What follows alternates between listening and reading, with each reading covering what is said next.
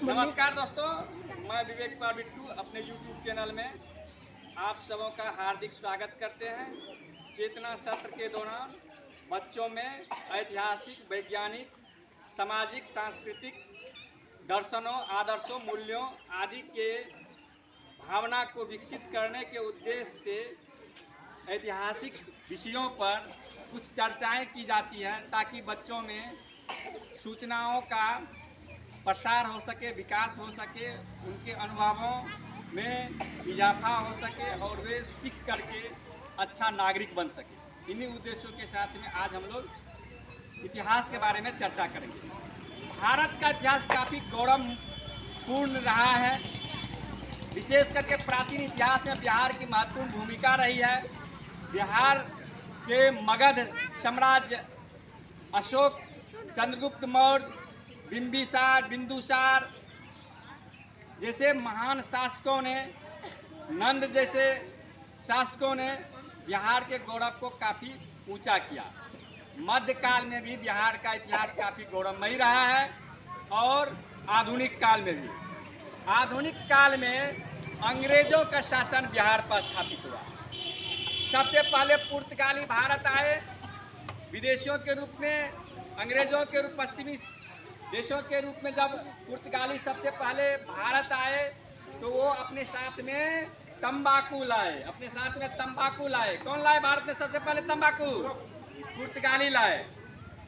और यह पटना आए तो यहाँ से सूती वस्त्र का व्यापार यहाँ से खरीद करके ले गए। अंग्रेज का पलासी युद्ध के बाद भारत में विस्तार प्रारंभ हुआ। पलासी युद्ध से उसे बंगाल, बिहार, उड़ीसा के क्षेत्रों में अपने शासन के विस्तार का अवसर प्राप्त हुआ।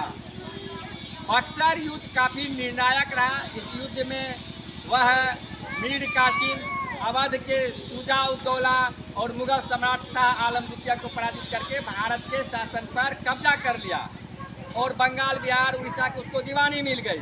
उसके बाद अनवरत शोषण का सिलसिला शुरू हुआ।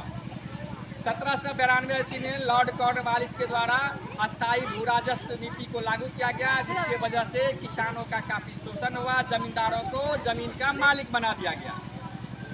इस तरह से देखते हैं कि अनवरत शोषण के वजह से बिहार काफ़ी गरीब और पिछड़ा राज्य के रूप में परिवर्तित हो गया।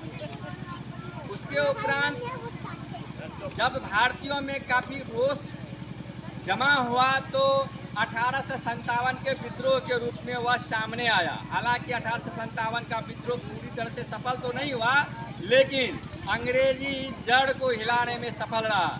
इसके बाद ईस्ट इंडिया कंपनी का शासन खत्म हो गया यहाँ पर और ब्रिटिश संसद के द्वारा भारत में शासन का संचालन होने लगा।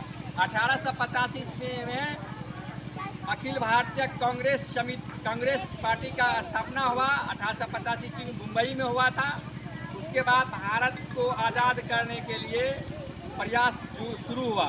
1905 में जब भारत के राष्ट्रवादियों ने काफ़ी तीव्र गति से आंदोलन चलाना प्रारंभ किया तो हिंदू मुस्लिम में फूट डालने के लिए अंग्रेजों ने क्या किया? बंगाल का विभाजन किया। बंगाल विभाजन से उपजे असंतोष की वजह से काफ़ी तीव्र रूप से क्रांतिकारी आंदोलन आगे बढ़ा और 1915 ईस्वी में गांधी जी का फाइनली दक्षिण अफ्रीका से भारत आगमन हुआ और 1917 में ईस्वी में इन्होंने नील विद्रोह बिहार के चंपारण में शुरू किया, जो सफल रहा था। उसके उपरांत गांधी जी अहमदाबाद के मिल के मजदूरों के हित में भी आंदोलन चलाया। उसके बाद 3 महत्वपूर्ण आंदोलन और चलाए गांधी जी।